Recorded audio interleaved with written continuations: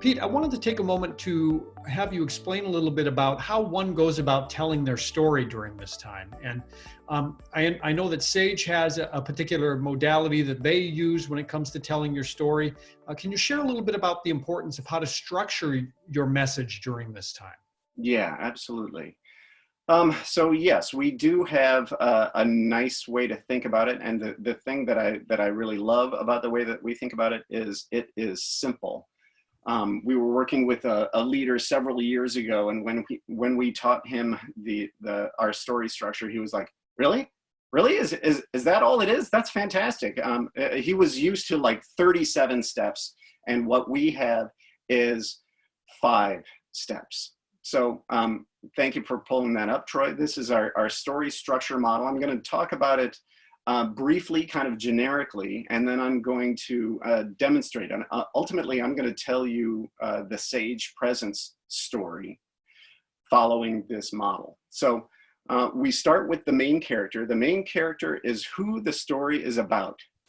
In our definition, stories are by nature about change. They need to communicate change. So the main character is the person or the people that experience the change.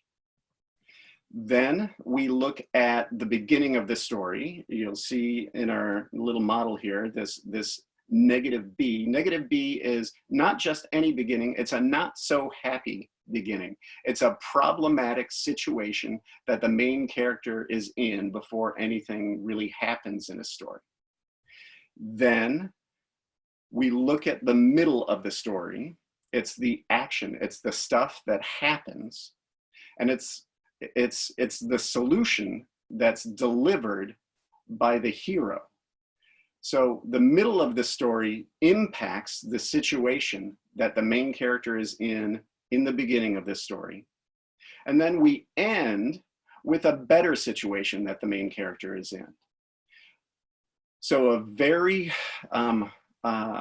contiguous telling of this story here is there's a main character who's experiencing a problematic situation.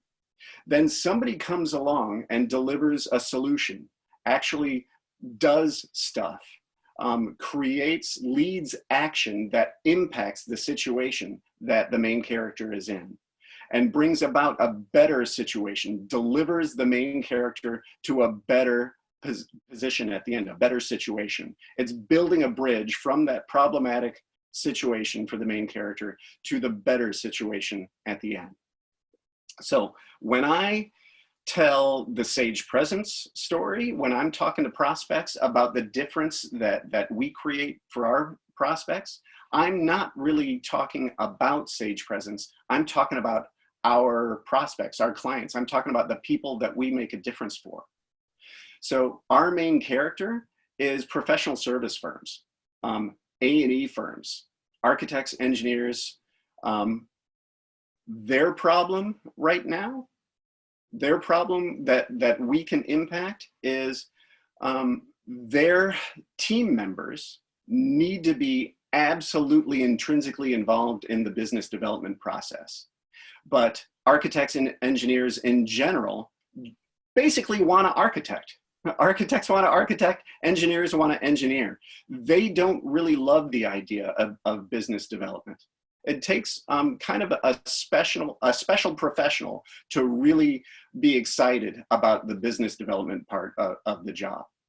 So what we do is we build BD skills in those professionals. We help the client-facing team members get better at telling the story of the firm, building relationships with prospects, listening for opportunities to help, and leading conversations that can make that help.